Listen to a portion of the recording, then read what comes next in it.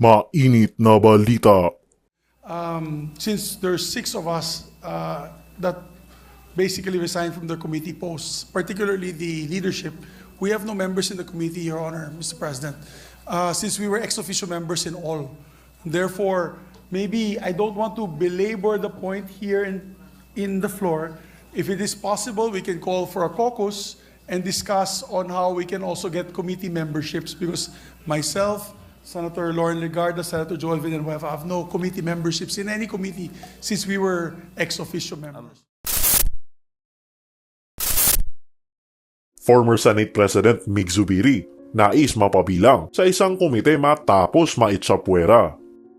Sa nangyaring sesyon sa plenaryo ay nagsalita na si dating Senate President Juan Miguel Zubiri kung maaari ba silang makasaling muli sa mga komite matapos nilang magbitiw sa pwesto. Matatanda ang kasabay sa pag-alis sa pwesto ni SP Zubiri bilang Pangulo ng Senado ay sumama din sa pagbaba ang kanyang mga kaibigang senador na kasali sa Solid 7 ng Senado. Ngayon nga ay nagpapahiwatig si Zubiri na gusto nilang maging kabilang sa mga komite na hayagan niyang sinabi na naganap na sesyon ng Senado na siya, si dating Senate President Pro Tempore Lauren Legarda at dating Majority Floor Leader Joel Villanueva ay wala pa mga komiteng kinabibilangan pagkat dati silang mga Senate leaders. Ayon nga sa Senate Committee Rule ay ang majority, minority at pro tempore lamang ang maaaring maging ex-officio members ng komite pagkat ang Senate President ay hindi kabilang sa anumang komite. With the permission of the Majority Leader, Chair recognizes former Senate President Zubiri. You may proceed, sir. Thank you, Mr. President. Mr. President, no, it's just the matter of also housekeeping, particularly on the memberships of the committees. I was asked by media yesterday about committee memberships. Sabi ko, since there's 6 of us that basically resigned from their committee posts, particularly the leadership, we have no members in the committee, Your Honor, Mr. President, since we were ex-officio members in all. Therefore, maybe I don't want to belabor the point here in the floor.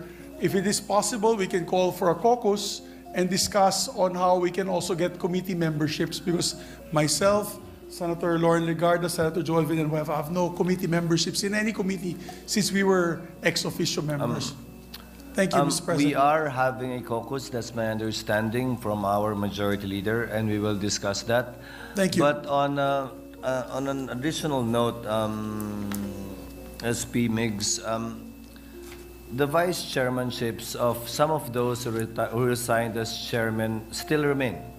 Yes. And their memberships, except those who are ex-officio, still remain as well. And it is in the interest of the chamber to fill up these vacancies as well. So we would be more than willing to work with you, with Senator Villanueva, and upon agreement in the caucus to so fill up all of these committee vacancies so that the committee reports can be signed to. Because as you understand, when we changed the chairman of the Committee on Finance, the pending committee reports that were signed by the chair of the Committee on Finance have to be refiled again. And the new majority in the committees would have to be, the signatures would have to be obtained again. So it is in the interest of the chamber, and we thank you for your concern. Thank you, as well Mr. that. President. Thank you. Mr. President, if I may, in relation to this Senator particular Villanueva topic, is recognized. Thank you very much, Mr. You may President. proceed, sir.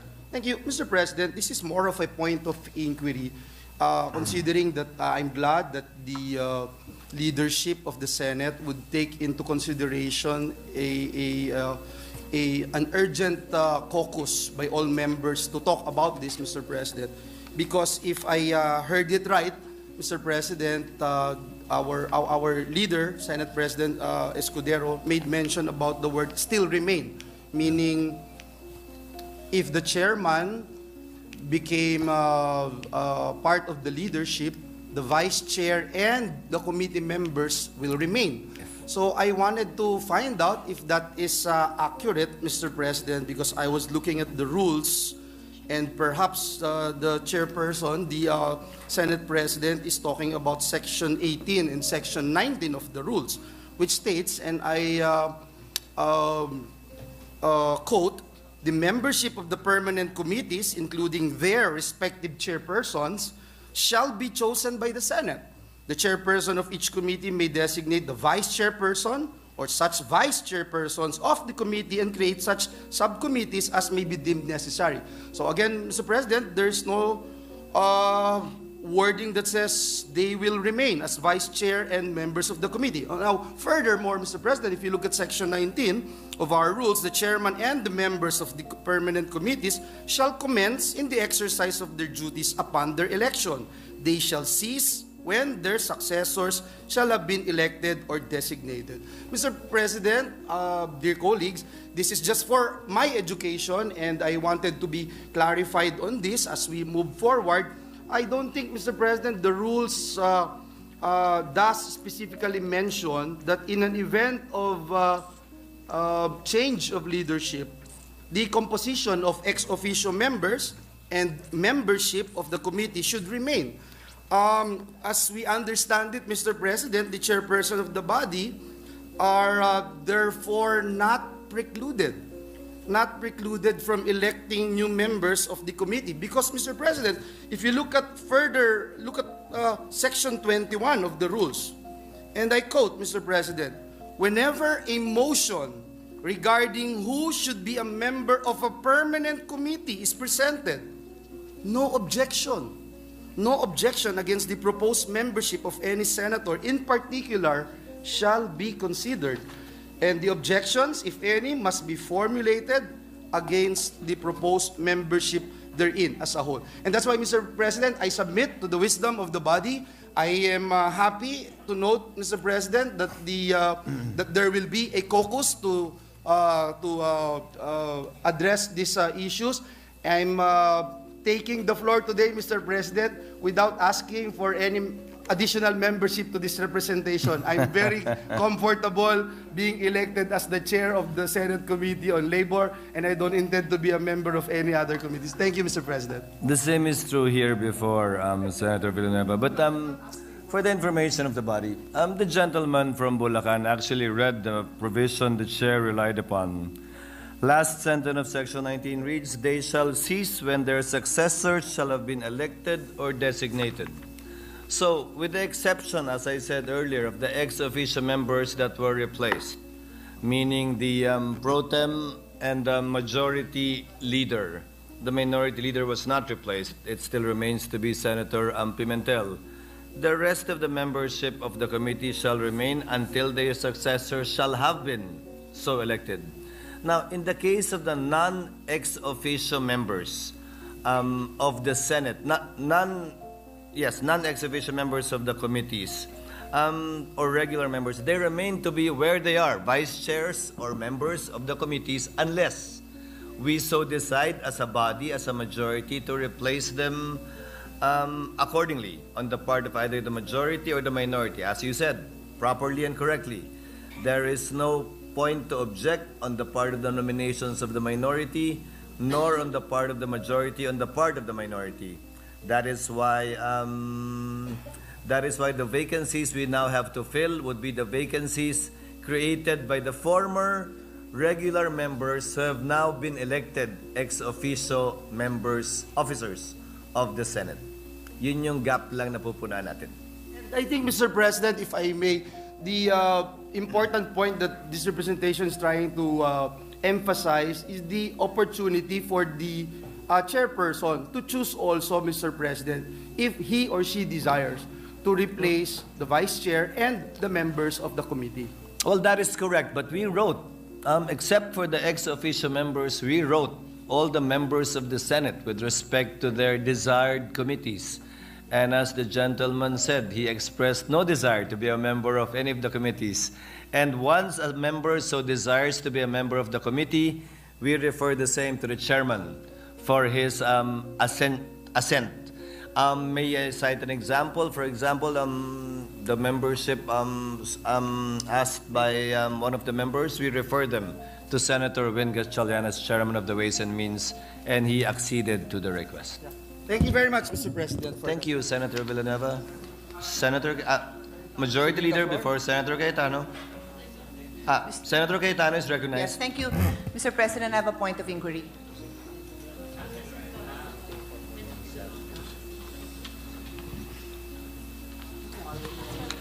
The lady may proceed, ma'am. Thank you, Mr. President. Mr. President, I think yesterday we received notice, I believe all senators received notice of the hearings that are scheduled this week. And one of them is a Moto propio hearing of the Committee on Health headed by Senator Bongo. I've mentioned, we have discussed this, so this is just to enlighten our colleagues. It is a Moto propio hearing on the transfer of funds of PhilHealth to Treasury. Mr. President, you will recall just before we adjourned, a similar issue had been brought, this representation brought a similar issue to the attention of the body when there was also a Moto proprio hearing called by the Committee on Health on an issue regarding Belkens.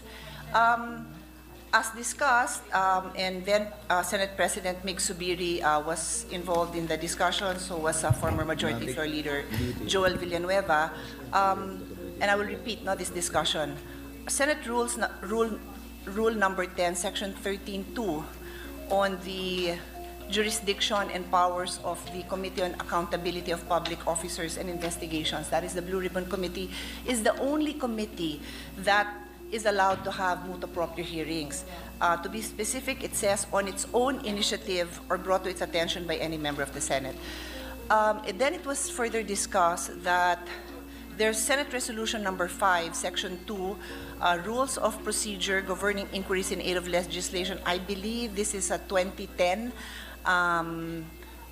rules. It was approved in 2010, states that any of its committee inquiries may be initiated by the Senate or any of its committee if the matter is within its competence, or upon petition filed or upon information given by any senator. So during the discussion before we adjourned, it appeared to be the decision that committees can have Moto proprio hearings.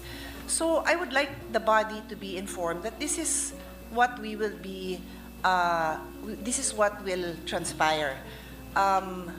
There may be a couple of senators who are likewise concerned about the transfer of funds. I know for certain Senator J.V. Ejercito, former Majority Floor Leader Joel Villanueva are also concerned.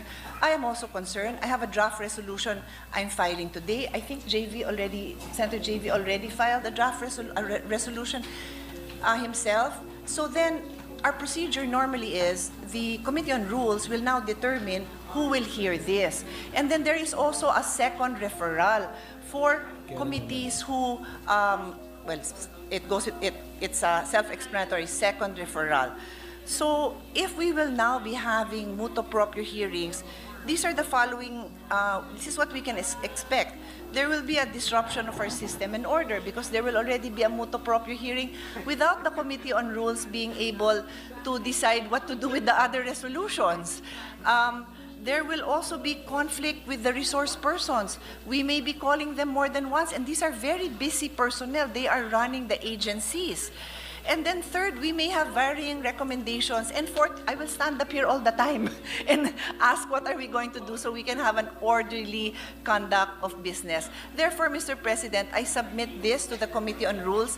May we, this may be something the chairman may want to discuss with his members, but I don't think we can go on this way, Mr. President, with all due respect to our colleagues who are eagerly taking on the responsibilities of hearing these very important issues. With the permission of the Majority Leader, Chair would like to make comments. The lady is correct. The rule was amended sometime in 2010.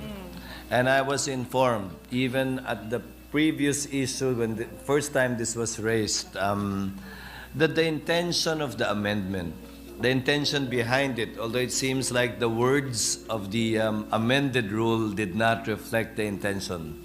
The intention was to enable the committees to conduct a hearing during recess, Yes. when we are not in session, so that they can act immediately on whatever was urgent.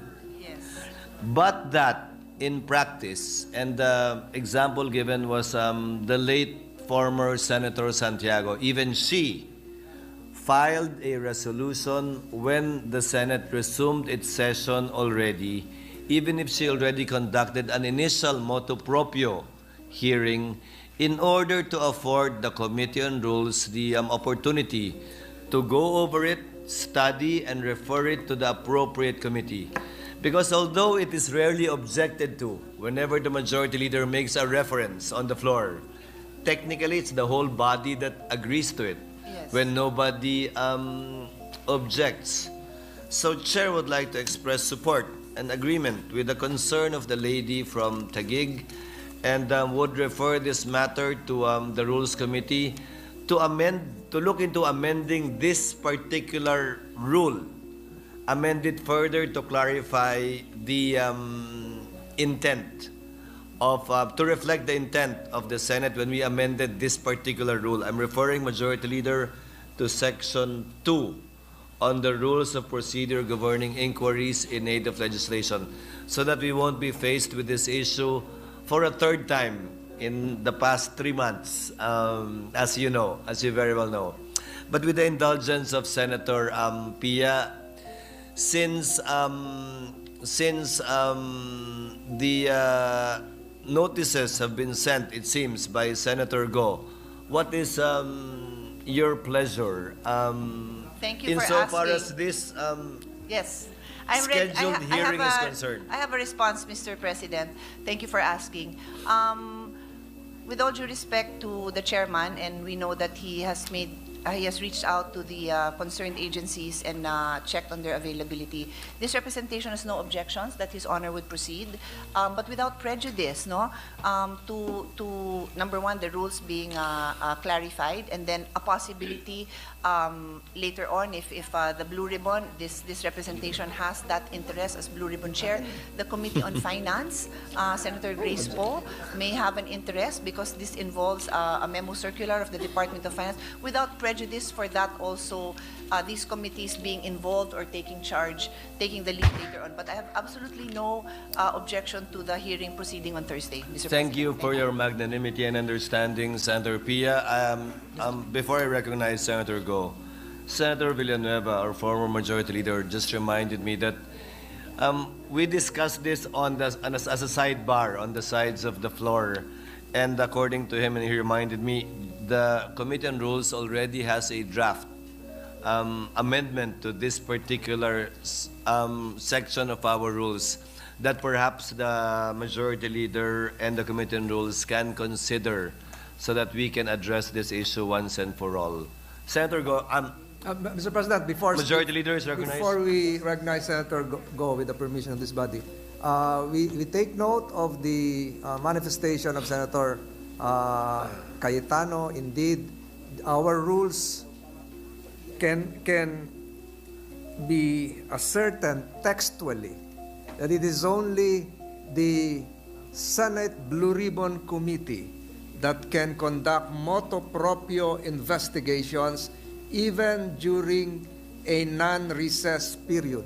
And as explained by the good Senate President, Section 2 of Resolution number 5 would mean a committee working during a recess, and a clarificatory amendment to this section should forthwith be made by the Committee on Rules and be approved by this body. But, Mr. President, considering the concurrence just made by the good lady senator from Taguig, that she is willing to allow probably might not be the proper term, have the Senate Committee on Health proceed with a proposed investigation.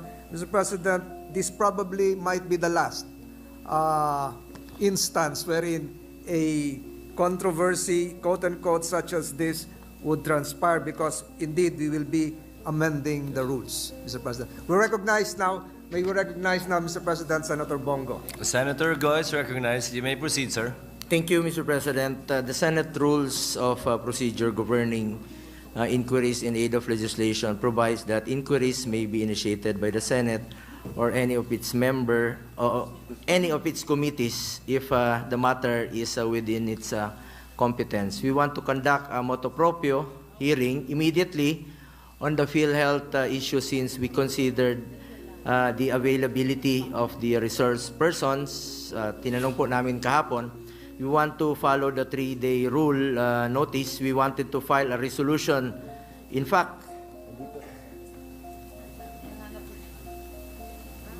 ito siya. We wanted to file a resolution, but we consider that it may not be referred on time for the hearing. I earlier consulted with the Senate President prior to releasing the notice yesterday. The committee simply followed the existing rules that we have right now, but I defer it to the Committee on Rules whether to proceed or not. Thank you, Mr. President. The remarks of the gentleman is duly noted. Majority Leader. Mr. President, I reiterate my previous motion that we go into a recess. Minute suspension, Mr. President. Session is suspended.